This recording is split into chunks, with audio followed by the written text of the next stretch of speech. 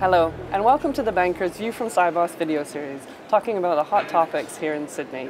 I'm Joy Macknight, Deputy Editor at The Banker, and I'm joined by Steve Everett, Managing Director of Payments at Lloyds Banking Group. Steve, thanks so much for joining us today. So what do you think are going to be the hot topics at this year's Sibos?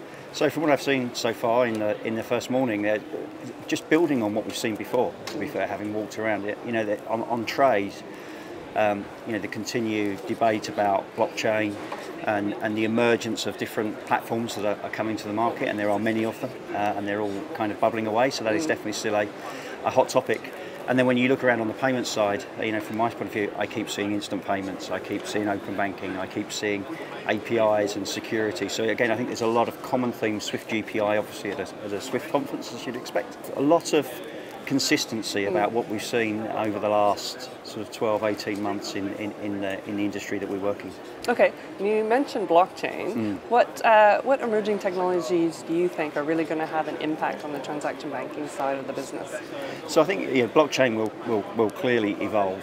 I think if we go back 3-4 Siboses ago, we were still waiting for it to merge, and I think that's still the case. Yes, you are seeing these new platforms, but I still think we'll be here 3, 4, 5 years where people are still trying to work out what's the right proposition, and importantly, actually, how do some of these platforms start to come together from a trade perspective.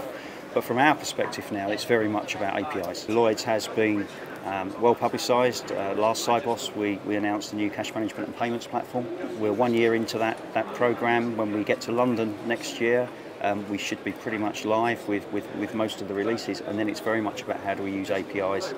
Whether they're emerging technologies, you could say that APIs have been around for some time, but I think the actual practical use of them, again, turning into ideas for clients, we'll really see start to emerge in the coming months, actually.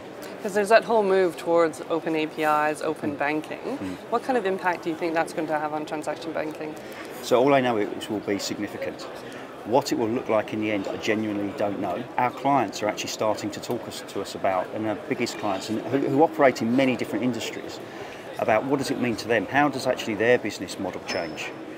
And as we get those clients into the lab and we start to think about ideas and the use of APIs and open banking, we know something will happen. You link the APIs with instant payments now, and the ability to make alternative payments, whether it's request to pay, pay by bank, will start to evolve as we roll out through the next 12, 24 months. So what are your corporate clients really asking for today? They're actually asking for insight, about what is this change. They're hearing about third-party payment providers, they're hearing about the ability to pull data.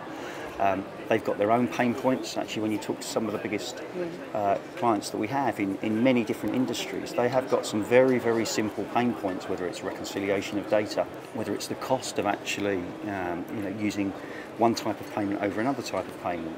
And as you start to sit down and explore with them, and as they look at their overall profitability and the ability for people to now enter their markets, we are seeing a real desire to work together with their banking partners in a different ways that we've worked before, where we build joint propositions. Okay, because that was going to be maybe my last question, is really how do you bring your corporate clients on the innovation, on the digitalization journey together? So we bring them into the lab.